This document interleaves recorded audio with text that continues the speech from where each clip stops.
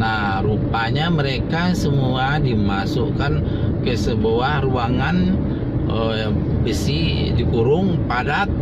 Ada sekitar 100 orang berlipat-lipat seperti sarden di dalam itu. Kemudian pintunya ditutup dan dikunci dari luar.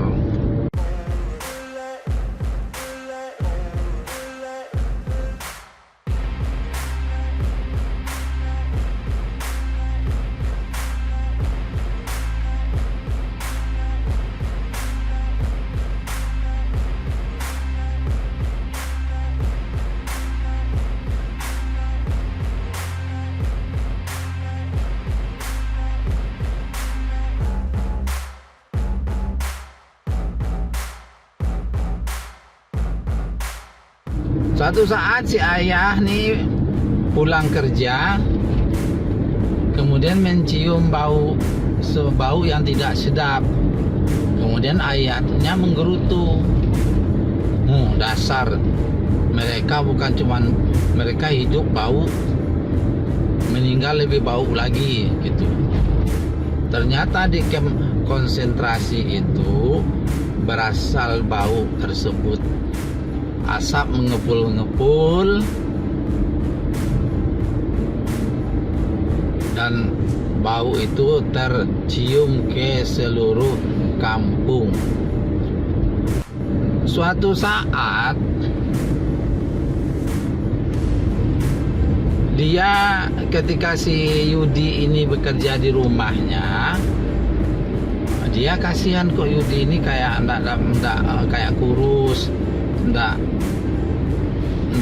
wajah itu pucat, kayak kurang gizi. Dia bilang, itu ada apel, kamu mau nggak? Mau, kata si Yudi. Tapi saya takut, saya nggak boleh memegang apa-apa aja di rumah ini. Nggak apa-apa, ini punya saya kok, katanya. Mau nggak saya ambilin? Diambilkanlah satu apel yang besar, yang paling merah, dikasihnya kepada Yudi. Begitu si Yudi ngambil apel itu dan mau memakannya, datanglah ajudan si bapaknya. Ngapa kamu, katanya? Kamu mencuri ya? Dipegangnya tangan si Yudi.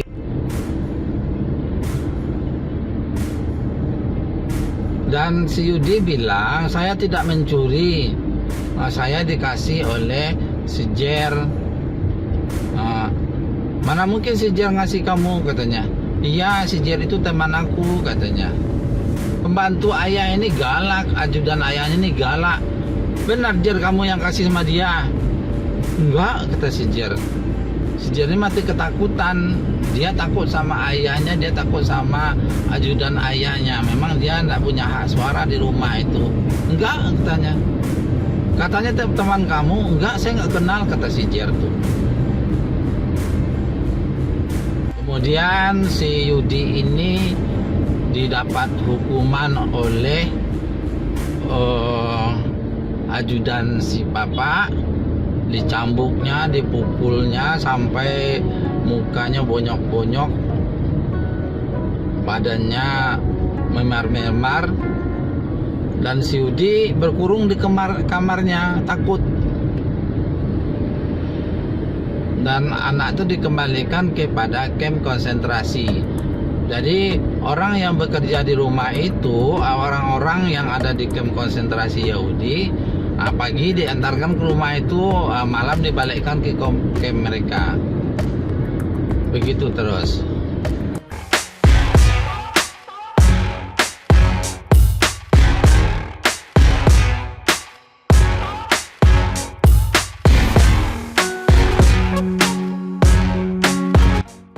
Keesokan harinya datanglah Yudi ke camp itu kembali untuk minta maaf. Dia bilang dia takut sama ajudan bapaknya. Ajudannya galak sekali. Apakah kita masih bersahabat? Ya, kita tetap bersahabat, kata si Yudi. Si anak yang telah melihat nonton video, terus dia bilang memang seperti itulah tempat si Yudi tinggal. Karena waktu di pagar itu tempatnya lebih jauh ke dalam lagi, jadi dia nggak tahu. Kemudian dia bilang ke Yudi, saya ingin pergi mandi main ke dalam lah, katanya. Kenapa? Iya, saya nggak enak di rumah. Di rumah nggak ada teman, saya pingin main ke dalam. Jangan, kata si Yudi. Kenapa enggak? Kamu kan teman saya, nggak boleh saya ke tempat kamu. Ya jangan, tapi berbahaya nanti. Nggak, saya mau ikut, katanya. Janjilah mereka ketemu esok harinya. Akan si Yudi, si Jer ini akan masuk camp konsentrasi itu. Tempat yang dia pikir sebuah taman yang indah itu. Karena tempat itu sebenarnya tempat mengumpulkan orang Yahudi, dikurung di sana dan mati di sana.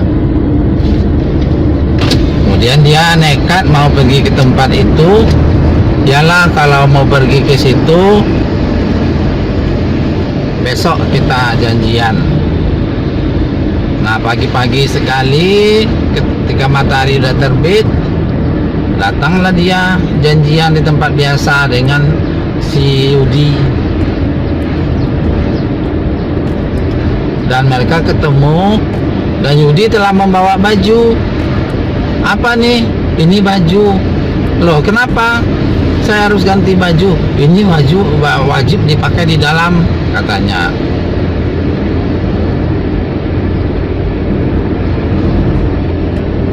Bukanya lah bajunya, dibukanya ranselnya, dipakainya lah baju orang Yahudi tersebut.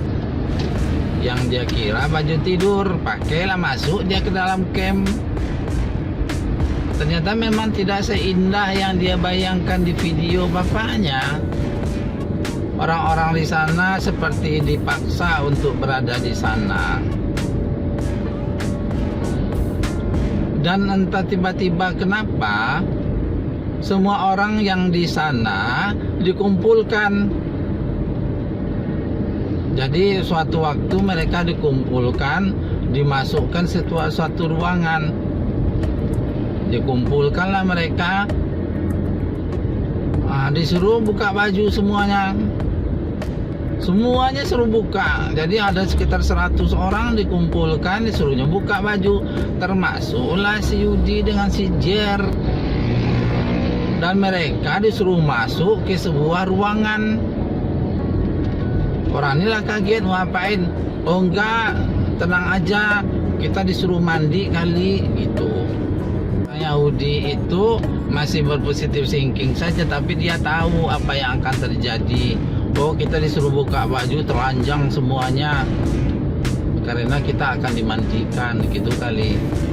Nah, rupanya mereka semua dimasukkan ke sebuah ruangan besi, dikurung padat. Ada sekitar 100 orang berlipat-lipat seperti sarden di dalam itu. Kemudian pintunya ditutup dan dikunci dari luar. Nah, di atas itu ada semacam pintu. Dari pintu itulah diserahkan misiu. Ya, diserahkan misiu dan kemudian nah, tak tega kita ngomongnya.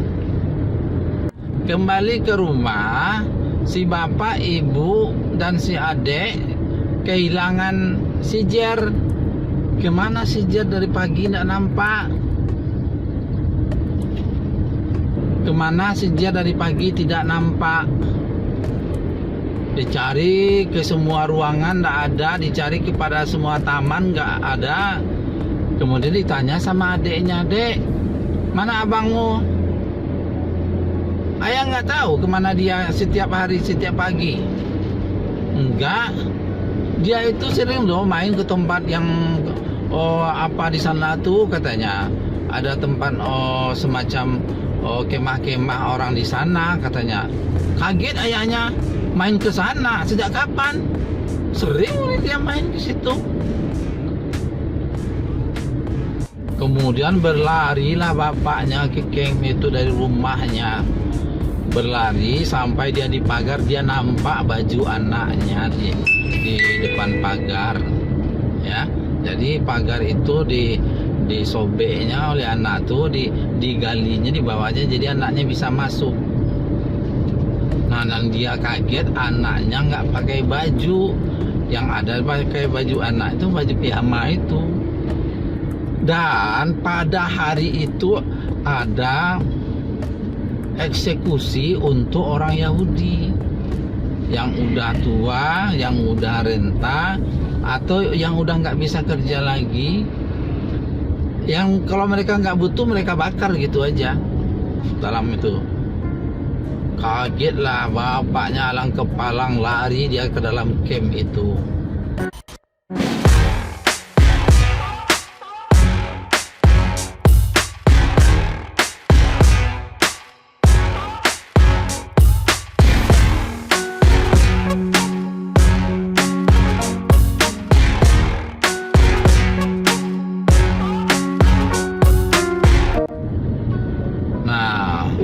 Dicarinya semua ruangan, nggak ketemu anaknya. Kayak mana mencarinya, bajunya aja nggak ada.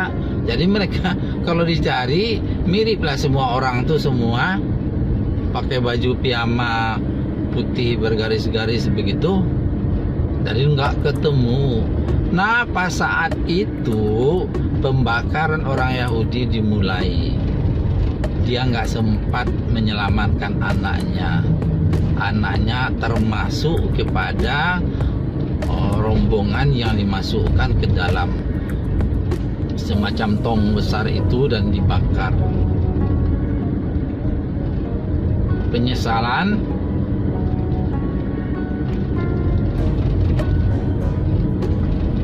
selalu datang akhir. Itulah persahabatan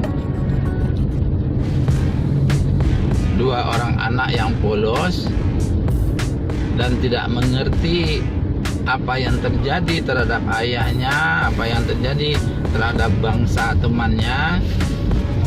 Akhirnya kedua orang anak itu tewas di kamp konsentrasi. Ya, yang memerintahkan pembunuhan itu justru ayahnya sendiri. Dan ayahnya tidak menduga kalau anaknya akan masuk ke dalam kamp konsentrasi itu. Hanya tentang persahabatan dua orang anak yang dia tak tahu ini musuh siapa, ini teman siapa, dia nggak tahu. Bagi dia hanya persahabatan. Anak kita adalah anak-anak yang polos, dan dia akan bersahabat dengan semua orang yang seumuran dengan dia. Wabillahi taufiq wa hidayah. Assalamualaikum warahmatullahi wabarakatuh.